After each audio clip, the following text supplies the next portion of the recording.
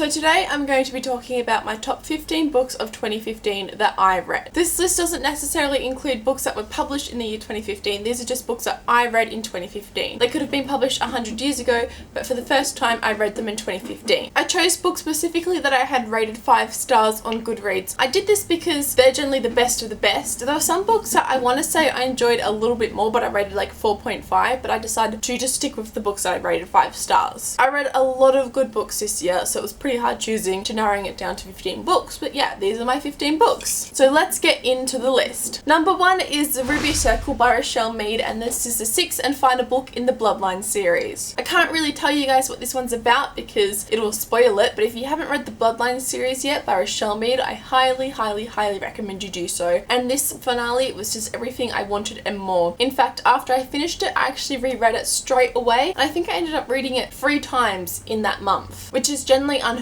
of for me. Like, I'll definitely reread a book, but you know, I'll wait a year or two. So for me to reread it like 3 times a month definitely shows how much I loved this one. The Incredible Adventures of Cinnamon Girl by Melissa Keel. This year was an introduction to one of my new favourite authors, which is Melissa Keel. I've actually met her, she's Australian, and she is amazing. So Alba lives in this small town, which is suddenly put on a map when this doomsday person says that the end of the world are coming and the only place they're going to survive is in this small town. So all these doomsday preppers and all that come to this town to get ready for the end of the world, and while Alba's dealing with all these new people in suddenly her small town, she's also dealing with an old crush coming back and her best friend that's acting really weird towards her. It's a really fun contemporary romance, and I really like it. Maybe Someday by Colleen Hoover. 2015 was also the year I was introduced to Colleen Hoover. I've only read 2 of her books so far, but both of them are on my list, and it's a definite sign that she's definitely one of my new favourite authors. Maybe Someday is my first new adult book that I picked up, and I loved it. It follows a girl named Sydney when she finds out that her partner is been cheating on her with her best friend, and so she moves out, and because she's moving out suddenly, she ends up living with the boy next door. They start to have an attraction that's undeniable, however, they're both in places where they can't really start up a relationship, and so they're struggling with their passion and everything. It's a really fun romance, and I highly enjoyed it. The Sacred Lies of Minnow Bly by Stephanie Oakes. This is one of my first ever cult books that I've read, and I found it really intriguing and interesting. The whole book, when I was reading it, I was like on the edge of my seat. It follows a girl named Minnow who has just escaped from this cult. She's got no hands because the cult had chopped them off, and it kind of follows 2 points of views. One is a present day where she is living in this now kind of detention center because of something that happened, and the other is her past, you know, recreating her experience in the cult. It's definitely a really intriguing, eye-opening read into what cults can be like, and I really enjoyed this one. The Poison Study series by Maria V. Snyder, or more specifically Poison Study. I really enjoyed the other books in the series, but Poison Study for me was just like my favourite one out of the series. It follows Yelena, who is about to be put to death. However, when her day comes to be put to death, she's given an option to either die or become the U poison taster for the king. She obviously doesn't want to die, so she becomes the U poison taster, and stuff ensures from there. Everything about this book I really loved. It was really intriguing, from the romance to the characters themselves to the plot to the storyline. Everything was just fantastic, and I highly recommend it. I mentioned that I had another Colleen Hoover book on the list, and this one is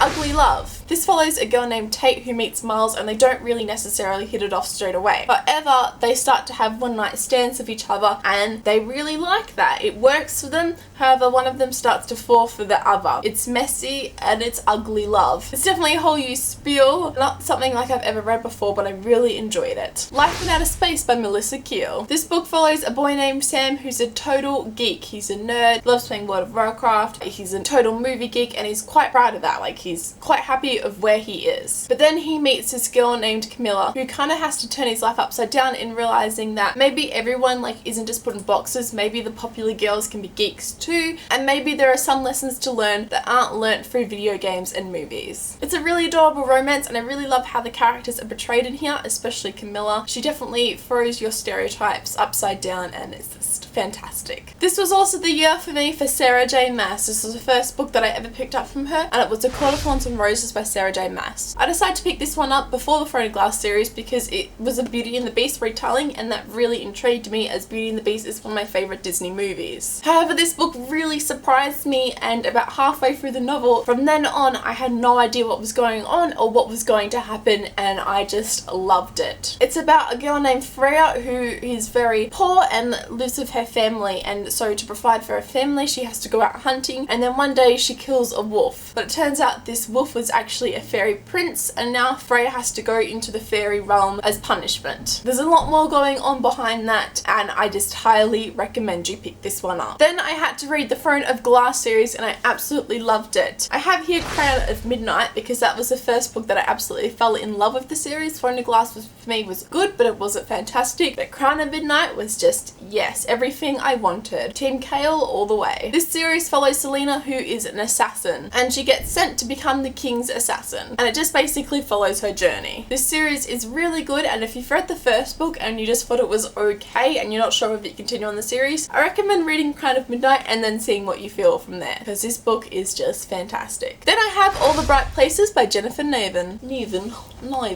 don't know how to say it. This is definitely a darker contemporary book, and it follows this girl named Violet. Now when this book starts off, Violet is about to commit suicide. She's about to jump off this, I think it's clock tower, but then she meets this boy named Fedor, and Fedor convinces her not to jump off. They've both got some pretty shit things going on in their lives. Violet's dealing with the loss of her sister, and she's not handling it very well, and both of them suffer depression. As Fedor helps Violet become better and start to move on, him himself starts to deteriorate more. It's definitely a heartbreaking, wrenching read, but it's one that I did really enjoy. For this one though, I recommend getting those tissues out. Then I have Fangirl by Rainbow Rowell. This book follows Kath, who's going to university for the first time, and she has a twin sister. However, her and her twin sister start to drift apart as the university year begins, and Kath is really just a fangirl. She writes fan fiction, and she doesn't really fit into the university life. But then she meets Levi and her new roommates, and things start to change, and she has to kind of figure out if maybe she does fit in after all. It's a really adorable, nerdy read, and I highly recommend it if you're just looking for some fun,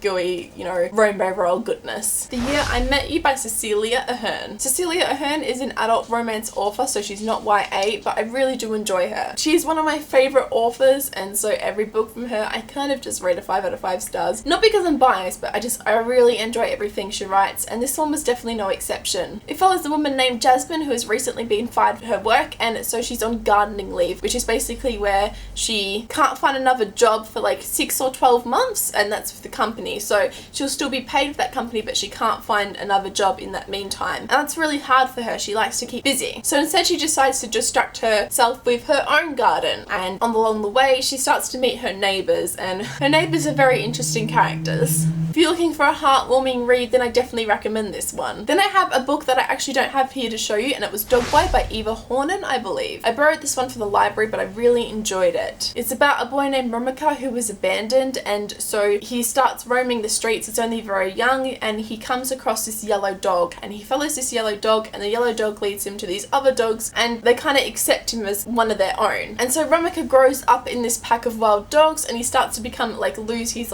what makes him human and become more dog-like. However, Romika attracts the attention of the authorities, and obviously they don't believe that living with dogs is good, and it starts to bring up the moral question of whether you should stay with the dogs or, you know, put into a foster home. It was a really interesting, intriguing, sad, heart-wrenching, heartwarming read, and I really enjoyed it. I recently also read The Program by Suzanne Young. Now this book I rated a 4.5 out of 5 stars. I did have a slight issue with it, but honestly I did really enjoy my time reading it, so I'm putting it on the list. It's set in a world where suicide has become an epidemic, especially with teens, with 1 in every 3 teenagers committing suicide. And so the government have started this thing called The Program, where teens are flagging signs of depression, are sent away for 6 weeks, and when they come back they can kind of lose themselves. They kind of come back as a blank slate of what they once were. This obviously is sending teens into more of a frenzy because they don't want to be captured from the program and lose who they are. There were a couple of things I really enjoyed about this book. The premise, even though it has some faults in it, I still really enjoyed it. But the characters and the romance in this book are just spectacular, and I was on my seat. I was rooting so bad for these characters. It made me feel all the feels, and I just wanted to know what was going to happen to them next. I have a physical need for the next book in this series. The last book on my list is The Marble Collector by Cecilia Ahern. This book follows a woman named Sabrina who is kind of questioning her life choices, and then one day she comes across her father's old marble collection. Now the thing is, Sabrina never knew her father was actually into marbles, and she kind of unravels this whole new life of her father that she never knew. It's set across a single day, and it's really intriguing and again heartwarming and heart-wrenching, and I highly recommend it if you're looking for all those kind of feels.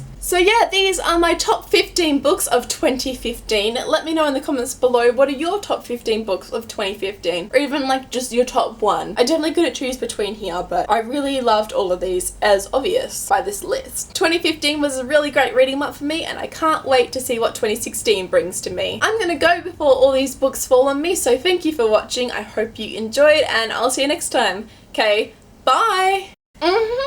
I think my arm is discovering new muscles that it never knew it had. You mean never knew it used? Never knew it used? I don't know, but it is on fire.